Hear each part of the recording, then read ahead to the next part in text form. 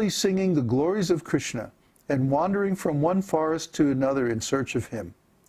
They knew that Krishna is not localized, but all-pervading. He is in the sky, he is in the water, he is in the air, and he is the super soul in everyone's heart. So the gopis began to inquire from all kinds of trees and plants about the Supreme Personality of Godhead. This is an instance of ecstatic madness on the part of the devotees.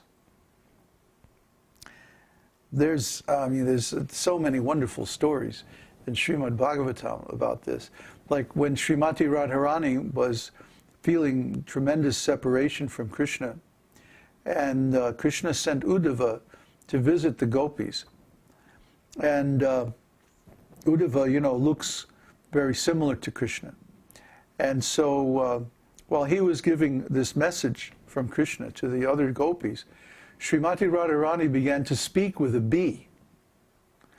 And she was talking to the bee because the bee is blackish. Says, you're blackish like Krishna. Huh? And you are attracted to, just like Krishna, you are attracted to very sweet, beautiful flowers. But actually, you're the unreliable servant of an unreliable master. She began to talk like this. So these kind of mad talks are a feature of Srimati Radharani's ecstatic love, which is called Mahabhava. And the section closes, similarly, there are symptoms of diseases caused by ecstatic love. This condition is credited by learned scholars as being Mahabhava. This highly elevated condition is also called Divyonmada, or transcendental madness. Transcendental madness occurs when the limits of the mind are broken by the intensity of ecstatic love. The poor mind just kind of gives up and stops working, because it can't. See, the mind. The problem with the mind is it's very weak. The mind is very easily overwhelmed by any kind of intensity. This is one of the things that people don't like about devotional service. They're afraid because they know that it's very intense and that their mind can easily be overwhelmed by the intensity of the feelings that the devotee experiences. So people try to avoid really intense love. I've seen this in my own personal relationships. That when a relationship starts getting really intense and the loving feelings start becoming really, really strong, then usually one person or the other in the relationship will back off or do something that breaks the mood. They can't stand having so much intense loving feelings because the mind becomes overwhelmed, and then they can no longer calculate how they're going to profit from their relationship with the other person. This is the material world. See? So people who have attachment to the material mind, when they realize how intense devotional service is and how strong the emotions are that the devotees feel, they become very panicky. They're like, oh my God, if I go into that, I'm going to lose my mind. And I won't be able to extract profit from these relationships. This is the underlying calculation.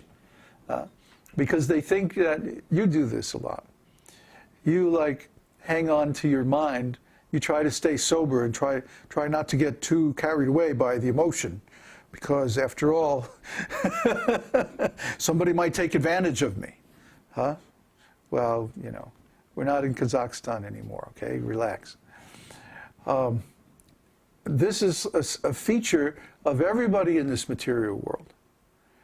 That they try to go into a relationship and make the other person fall in love with them, but they maintain their sober mood so that they can take advantage. This is very, very common in the material world. Very, very common, you know. And that's why the people nowadays, they think that to fall in love is actually a bad thing. But of course, if a person closes off their heart, becomes hard-hearted like this, they can't experience the real nectar of life. They're going to miss the real beauty in life, because if there's any beauty in this world or in this life, it is because of loving relationships, loving emotions. And of course, Krishna is the perfect object of our love. So when we come in contact with Krishna especially, then it's appropriate to open up our hearts and really love. But if we have developed this habit, it's actually a kind of disease, you know, of keeping the heart closed and not giving into ecstatic loving feelings, sentiments like that. What can I say? The person is going to miss the real benefit or the real beauty of this devotional service. So we should beware of this. Now there's two more short sections, and then we'll discuss. Forgetfulness.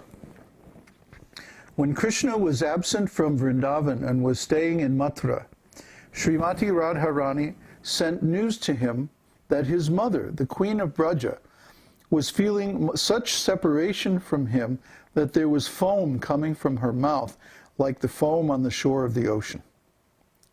And sometimes she was raising her arms like the waves of the ocean, and because of her intense feelings of separation, she was rolling on the ground and creating a tumultuous roaring sound.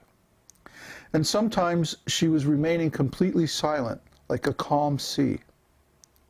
These symptoms of separation from Krishna are called apasmara, or forgetfulness. One completely forgets his position when he manifests these symptoms in ecstatic love.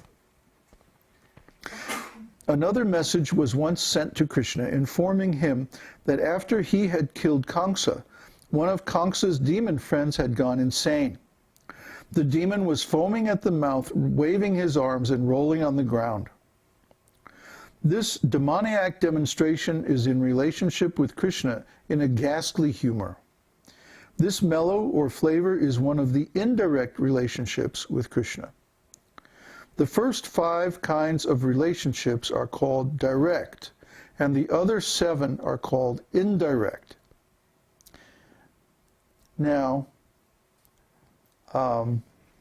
unfortunately, these 5 and 7 have not been defined yet at this point in the book.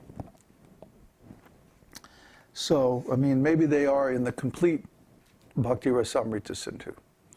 But so far, in the Nectar of Devotion, which is a condensation, they haven't been given. So, of course, the 5 direct relationships are what? Neutrality, servitorship, friendship, parental, and conjugal love. Okay. And then the 7, let's find the list here.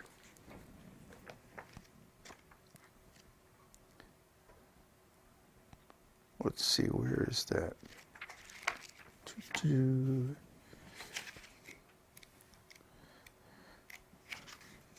I'll wait until... Oh, actually, no, they have been given. But you know what? I don't remember where exactly.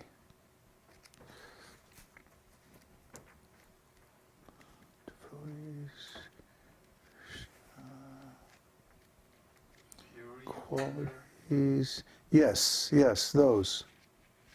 I think they're back here in chapter 20, Transcendental Mellow. It talks about the 5 bhavas, and then, yeah, like wonder, chivalry, laughter. Where is that list? Compassion. Yes. Did you find it? It's in the introduction. In the introduction. Nectar of Devotion. Hoi. Introduction. Where? beginning, middle, and The first paragraph of the introduction. ah, okay, very good. Lord Krishna is the Supreme Personality of Godhead, the cause of all causes, the reservoir of all rasas or relationships, which are called neutrality, passive adoration, servitorship, friendship, parenthood, conjugal love, those are the direct ones, and then comedy, compassion, fear, chivalry, ghastliness, wonder, and devastation. Those are the 7 indirect. So, now that we've found that, some way or other the demon must have